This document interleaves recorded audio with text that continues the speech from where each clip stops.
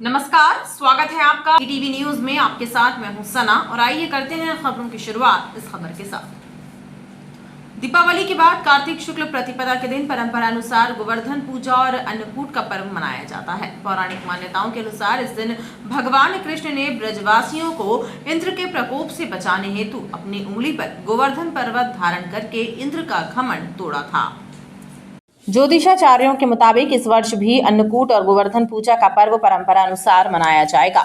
इस दिन भगवान को अन्न, फल, मिष्ठान और अन्य वस्तुओं का भोग अर्पित कर प्रसाद के रूप में वितरित करने से परिवार में सुख शांति की वृद्धि होती है।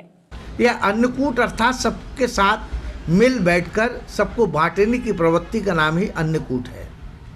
आज के दिन ही भगवान श्री कृष्ण ने एक नई परंपरा को जन्म दिया था और तभी से लेकर पर्वत वन संरक्षण की परंपरा आज भी हमारे काल में चल रही है और यहीं से भगवान ने अन्नकूट का संदेश भी दिया जो सर्वव्यापक है। आज के दिन अपने परिवार में थोड़ी थोड़ी सी सामग्री प्रभु के सम्मुख प्रदर्शित करें और उसको सब में बांटकर उसका उपयोग करें और यही आपके लिए कल्याणकारी होगा।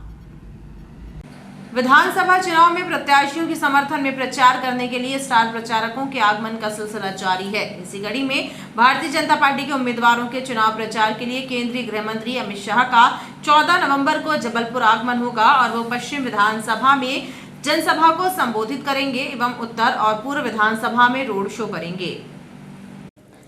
केंद्रीय गृह मंत्री अमित शाह का 14 नवंबर को शाम 4:30 बजे जबलपुर आगमन होगा और इस दौरान वो पश्चिम में जनसभा एवं उत्तर, मध्य और पूर्व विधानसभा में रोड शो करेंगे। केंद्रीय गृह मंत्री के कार्यक्रमों को लेकर पुलिस व जिला प्रशासन द्वारा तैयारियां की जा रही हैं। एडिशनल एसपी प्रियंका शुक्ला ने बताया कि जनसभा एवं रोड शो के दौरान की जाने वाली व्यवस्थाओं एवं सुरक्षा के लिहाज से कार्यक्रम स्थलों का निरीक्षण किया गया और पुलिस कर्मियों को दिशा निर्देश दिए गए। केंद्रीय गृह मंत्री श्री अमित शाह जी का आगमन है जबलपुर में। उनके कुछ कार्यक्रम प्रस्तावित है जिसको लेकर के जो भी रूट है उनका वो देखा जा रहा है। डिप्लॉयमेंट इसमें किया जाएगा, सुरक्षा की दृष्टि से डिप्लॉयमेंट किया जाएगा। केंद्रीय मंत्री शाम 4:30 बजे डुमना पहुंचेंगे और 5 बजे पश्चिम विधानसभा के मेडिकल क्षेत्र में जनसभा करेंगे और उसके बाद रोड शो करके शाम 7 बजे दिल्ली के लिए प्रस्थान करेंगे। केंद्रीय एवं खाद्य प्रसंस्करण उद्योग एवं जल शक्ति राज्य मंत्री प्रहलाद पटेल ने मीडिया से चर्चा करते हुए भाजपा के संकल्प पत्र को जन कल्याणकारी बताया। उन्होंने कहा कि पार्टी का संकल्प पत्र पूरी तरह से जनता के कल्याण पर आधारित है।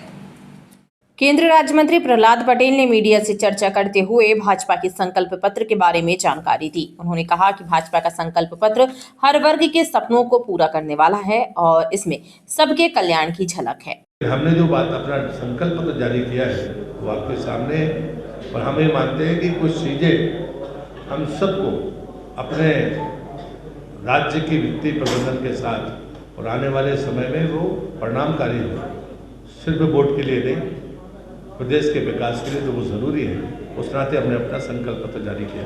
इस दौरान उन्होंने कांग्रेस पर भी निशाना साधा। उन्होंने कहा कि कांग्रेस ने हमेशा देश को बांटने का काम किया है। कांग्रेस की नीयत पर हमेशा इस देश के लोगों का शक रहा है। हम तो हमेशा आलोचना करते रहे कि कांग्रेस ने बांटने का और समाज को कमजोर करने का सदैव काम किया है अपने स्वार्थ के लिए। और इसमें मैं एक ही लाइन कहूँगा, पहले राहुल गांधी अपनी जाति बता दें, फिर दूसरे का ठेका ले तो अच्छा रहेगा। पतित पावनी मां नर्मदा को प्रदूषण से मुक्त रखने के लिए प्रशासन द्वारा दावे तो खूब किए गए, लेकिन लाखों रुपए खर्च करने के बाद भी स्थिति में कोई बदलाव नहीं है। ग्वारी घाट में चालू किया गया थैले और बर्तन का बैंक लंबे समय से बंद पड़ा हुआ है। पॉलिथीन और थर्माकोल मां नर्मदा को प्रदूषित कर रहे हैं। इसके बाद भी जिम्मेदार अधिकारी ध्यान नहीं दे रहे हैं। पतित पावनी मां नर्मदा को पॉलिथीन और थर्माकोल के प्रदूषण से मुक्त रखने के लिए नगर प्रशासन ने नवाचार के नाम पर अनेक वाहवाही बटोरी, लेकिन वो नवाचार 4 दिन भी नहीं चल सका। ग्वारी घाट में नगर निगम की पहल और सामाजिक संस्थाओं के सहयोग से खोले गए थैला और बर्तन बैंक लंबे समय से बंद पड़े हैं। आलम यह है कि आज भी मां नर्मदा के तट पर प्रतिबंधित पॉलिथीन और थर्माकोल धड़ल्ले से बिक रहे हैं। इसके बाद भी जिम्मेदार अधिकारी इस ओर ध्यान नहीं दे रहे हैं। नगर निगम ने थैला बैंक और बर्तन बैंक, दो बैंक बना के रखे थे यहाँ गौरीघाट थाने से थोड़ा सा नीचे था, पर वो सिर्फ उसका उद्घाटन हुआ और कुछ ही दिन में वो बंद हो गए हैं। जबकि बहुत अच्छी व्यवस्था थी कि घाटों पर गंदगी ना हो, पॉलीथीन का उपयोग ना करें लोग, तो थैले 1 रुपये 2 रुपये में कम मिनिमम चार्ज में थैला मिलता था, तो वो चालू होना चाहिए। और बर्तन बैंक भी चालू होना चाहिए, इससे घाटों में दौने पत्तले या डिस्पोजलों का जो कचरा होता है वो भी बंद हो। तो नगर निगम को और प्रशासन को इसको शीघ्र चालू करना चाहिए, फिलहाल वो बंद है। नगर प्रशासन को प्राथमिकता के साथ ग्वारी घाट पर बने थैला और बर्तन बैंक को पुनः चालू करना चाहिए ताकि मां नर्मदा को प्रदूषण मुक्त रखा जा सके। 122 वर्षों की धार्मिक एवं ऐतिहासिक परंपरा का निर्वाह करते हुए कांचघर बर्न कंपनी कंपाउंड में दीपावली की रात माता महाकाली का विशेष पूजन अर्चन किया गया, जिसमें देश विदेश से आए कई श्रद्धालु भी शामिल हुए।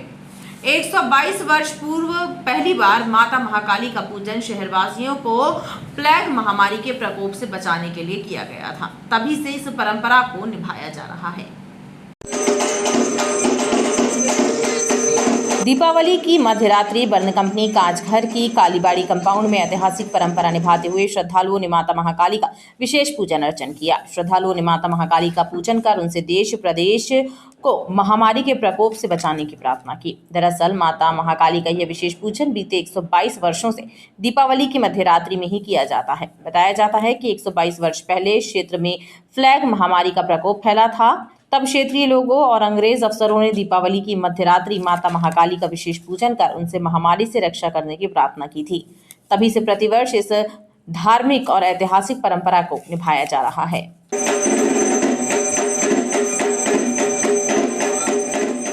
यहाँ कालीबाड़ी की जो पूजा हो रही है ये पिछले 122वां वर्ष का इस बार पूजे का, माँ काली के पूजा का, ये अंग्रेज़ों के टाइम से चल रहा है।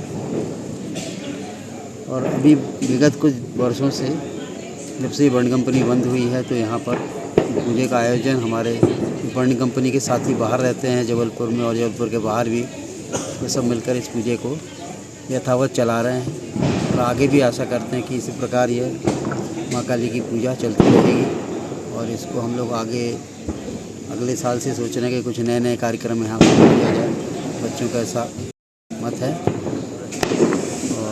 ईश्वर से प्रार्थना करते हैं कि हमेशा ये पूजा इसी तरह चलता रहे, है ना। इस विशेष पूजन में देश प्रदेश के साथ साथ विदेशों से भी श्रद्धालु शामिल होते हैं और परंपरा अनुसार माता महाकाली का पूजन अर्चन कर उनसे महामारी से बचाने की प्रार्थना करते हैं। अमखेरा रोड पर पल्सर सवार एक युवक सड़क हादसे में घायल हो गया। उसके शरीर के कई हिस्सों पर चोटें पहुंची हैं। हादसे के बाद घायल को इलाज के लिए जिला अस्पताल लाया गया। बताया जाता है कि हादसा साइकिल चला रहे एक बच्चे को बचाने के चक्कर में हुआ। बाइक फिसल जाने से युवक को गंभीर चोटें पहुंची है। घायल का नाम उमेश विश्वकर्मा है। घायल उमेश के साथी ने उसे घटना के बाद अस्पताल पहुंचाया तथा डॉक्टरों ने प्राथमिक उपचार देने के बाद उसे इलाज के लिए भर्ती किया है। अमखेरा से आते आते वो काली मंदिर के सामने जो ब्रेकर पड़ता है उसके सामने जो छोटा सा बच्चा आ गया, वो साइकिल चला रहा था।